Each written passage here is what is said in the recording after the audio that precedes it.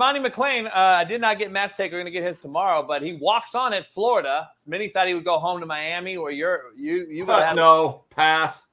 So is everyone passing on him, or where are you at with this walking on talk? Well, I mean, look, I'm sure he'll be okay, and there might be an NIL thing going on in the background. I don't think walking on for a guy like him is quite the same as it is for, let's say, a third-string long snapper.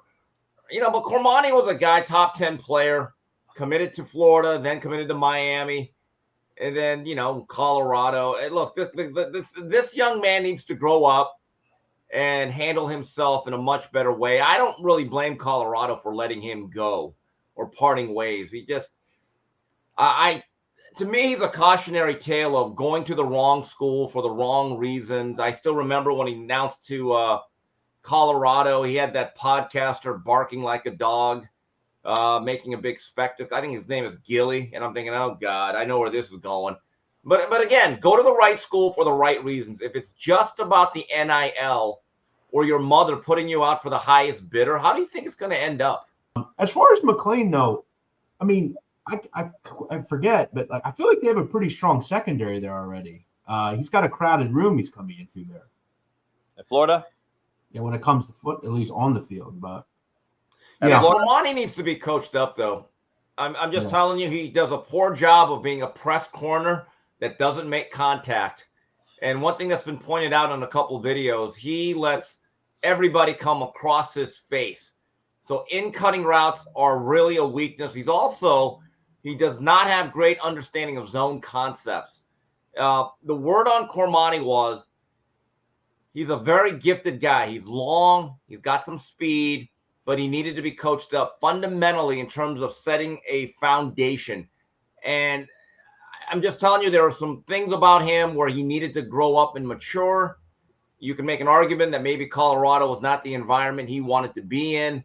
I was told that his camp had reached out back to Miami. And my view was, if you jilted us in this manner, that's a hard no. And look, if Mario Cristobal really wants to have a true culture, I would have slammed the door in his face like prime George Jefferson, because culture cannot just be something you say on every interview. It can't be a hashtag. It can't be a thing you put on a T-shirt and say, God, we got culture. No.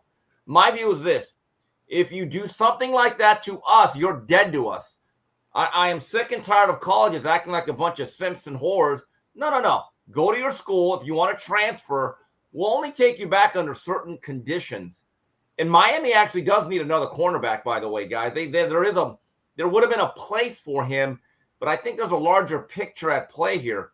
You have to have a standard that if you're going to be a high school recruit, either do it the right way or you don't. But to me, Cormani Mcclain was not worth what some of the issues that I think he brings to the table. Let me ask you guys both, though.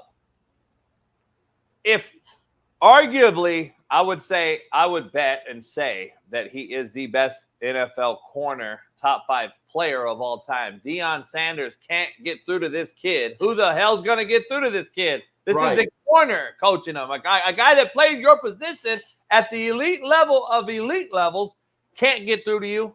Who's going to get through to this kid in Florida? Well, look, maybe at Florida it's better. He never belonged to Colorado. They went to that program for every reason outside of compatibility in football. I can't say I wish him well. I really don't care. I don't know how much he's going to play August 31st in that opener, but he's got a lot of growing up to do. I don't blame this on Deion or Colorado. I really don't.